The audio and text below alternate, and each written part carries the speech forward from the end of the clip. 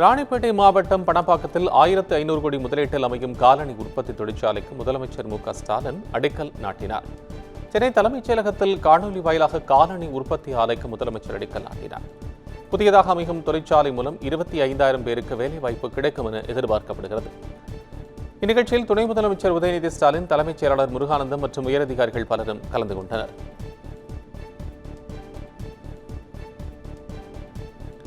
ஒரே நாடு ஒரே தேர்தல் நடைமுறைக்கு எதிராக ஜனநாயக சக்திகள் ஒன்று சேர்ந்து பாடுபட வேண்டும் என முதலமைச்சர் மு க ஸ்டாலின் கேட்டுக் கொண்டுள்ளார். இதுகுறித்து அவர் தனது எக்ஸ் தள பக்கத்தில், குடியரசுத் தலைவர் தேர்தலை மத்திய பாஜக அரசு தள்ள முயற்சிப்பது அரசியலமைப்பு சட்டத்திற்கு எதிரானது என குற்றம் சாட்டியுள்ளார். இந்தியாவின் அரசியலை மாற்றியமைக்க அச்சுறுத்தும் முக்கியமான சட்டத்தை நிறைவேற்ற பாஜகவுக்கு பெரும்பான்மை இல்லை என்ற அவர், நாட்டின் முன்னேற்றத்தை பாதிக்கும் முக்கிய பிரச்சனைகளை தீர்ப்பதில் பாஜகவின் தோல்வியிலிருந்து கவனத்தை திசை திருப்ப முயற்சிப்பதாக குற்றம் சாட்டியுள்ளார். இந்தியாவையும் அதன் பன்முகத்தன்மையையும் அரசியலமைப்பையும் காப்பாற்ற அனைத்து ஜனநாயக சக்திகளும் ஒன்றுபட்டு ஒரே நாடு ஒரே தேர்தல் நடைமுறைக்கு எதிராக போராட வேண்டும் என்று வலியுறுத்தியுள்ளார்.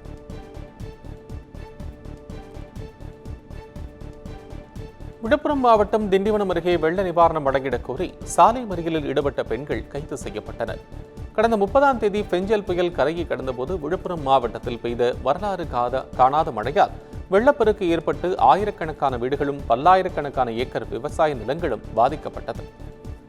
இந்நிலையில் வெள்ளத்தால் பாதிக்கப்பட்ட வீடுகளில் வசித்து வரும் குடும்ப அட்டைதாரர்களுக்கு தலா 2,000 ரூபாய் நிவாரணம் வழங்கப்படும் என தமிழக அரசு அறிவித்திருந்தது. அரசு அறிவித்த நிவாரணத் தொகையை வழங்க வலியுறுத்தி சின்ன நெற்குணம் கிராம பெண்கள் 100க்கும் மேற்பட்டோர் சாலை மறியலில் ஈடுபட்டனர். தொடர்ந்து போராட்டத்தில் ஈடுபட்ட பெண்களை வலுக்கட்டாயமாக கைது செய்த போலீசார் அவர்களை தனியார் திருமண மண்டபத்தில் அடைத்து வைத்தனர். இதனால் அப்பகுதியில் பரபரப்பு ஏற்பட்டது.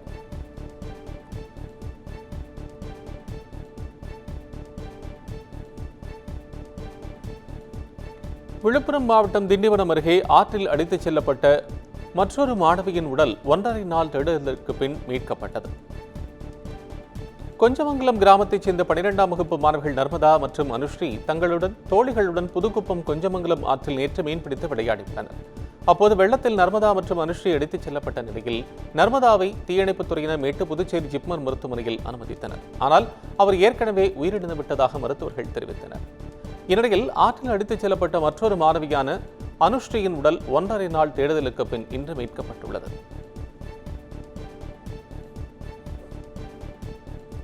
சென்னை மாதவரம் அருகே பெட்ரோல் பங்கில் ஊழியர் தீக்குளித்து தற்கொலைக்கு முயன்ற சம்பவம் பரபரப்பை ஏற்படுத்தியுள்ளது.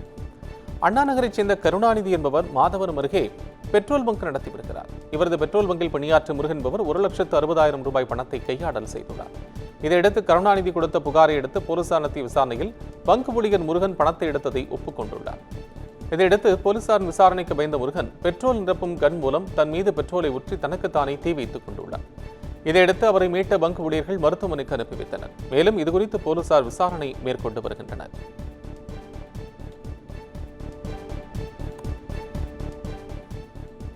திருவள்ளூர் மாவட்டம் கும்மிடிப்பூண்டியில் தனியார் தொழிற்சாலை மேற்பார்வையாளரை துப்பாக்கியால் மிரட்ட முயன்ற வடமாநில தொழிலாளி கைது செய்யப்பட்டார்.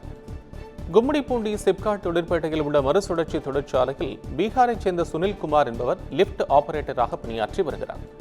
இந்நிலையில் வேலைக்கு வந்த சுனில்குமார் நாட்டு கைத்துப்பாக்கியை கொண்டு வந்துள்ளார். தொழிற்சாலை மேற்பார்வையாளர் சுனில்குமாரை கண்டித்ததால் அவரை மிரட்ட துப்பாக்கியை கொண்டு வந்ததாக சக ஊழியர்களிடம் சுனில்குமார் தெரிவித்துள்ளார். இதுகுறித்து சக ஊழியர்கள் அளித்த தகவலை அடுத்து சம்பவ இடத்திற்கு வந்த போலீசார் நாட்டு துப்பாக்கியை பறிமுதல் செய்து சுனில்குமார் மற்றும் அவரது தந்தையை கைது செய்து வழக்கு பதிவு செய்து விசாரணை நடத்தி வருகின்றனர்.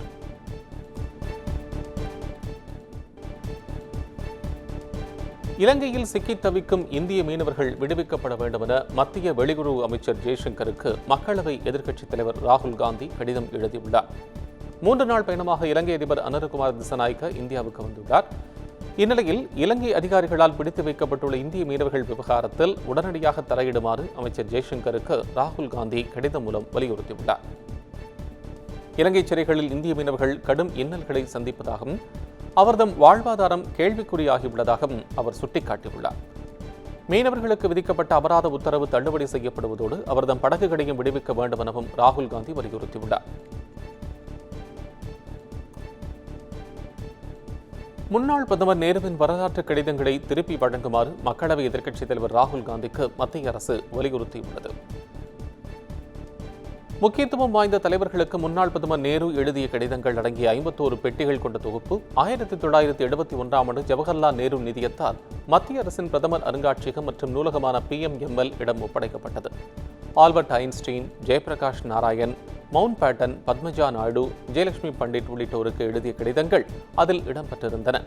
தொடர்ந்து 2008ஆம் ஆண்டில் UPAவின் அப்போதைய தலைவராக இருந்த சோனியா காந்தி வலியுறுத்தலின் பேரில் பொது அணுகலிலிருந்து கடிதங்கள் திரும்ப பெறப்பட்டு தனித்து பாதுகாக்கப்பட்டன.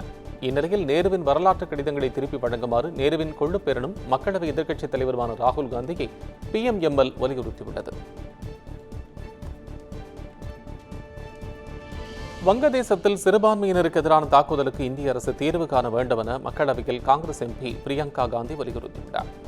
நாடாளுமன்ற குளிர்கால கூட்டத்தொடர் நடைபெற்று வரும் நிலையில் மக்களவையில் வங்கதேச விவகாரம் குறித்து பிரியங்கா காந்தி பேசினார்.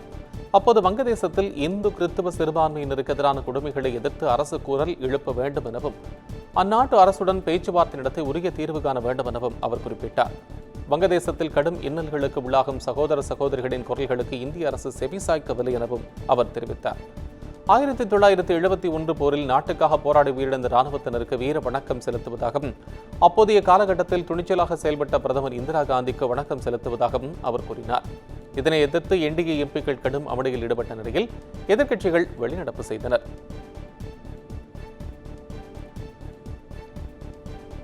டெல்லி ஹரியானா எல்லையான சம்புவில் விவசாயிகள் போராட்டம் நீடித்து வரும் நிலையில் பலத்த பாதுகாப்பு ஏற்படுத்தப்பட்டுள்ளது. வேளாண் விளைபொருட்களுக்கு குறைந்தபட்ச ஆதார விலை உறுதி செய்ய வேண்டும் உள்ளிட்ட பல்வேறு கோரிக்கைகளை பஞ்சாப், ஹரியானா விவசாயிகள் முன்வைத்து வருகின்றனர். கடந்த 6, 8 ஆகிய தேதிகளில் டெல்லி சலோ பேரணிக்காக சென்ற விவசாயிகள் போலீசாரால் அடித்து விரட்டப்பட்டனர். தொடர்ந்து மீண்டும் 14ஆம் தேதி சம்பு எல்லை வழியே டெல்லி சலோ பேரணிக்கு விவசாயிகள் தயாராகினர். தொடர்ந்து தடையை மீறி முன்னேற முயன்றதாக விவசாயிகள் மீது போலீசார் கண்ணீர் புகை குண்டுகளை வீசினர். அதோடு ஹரியானாவின் பல்வேறு பகுதிகளில் இணைய சேவை முடக்கப்பட்டது.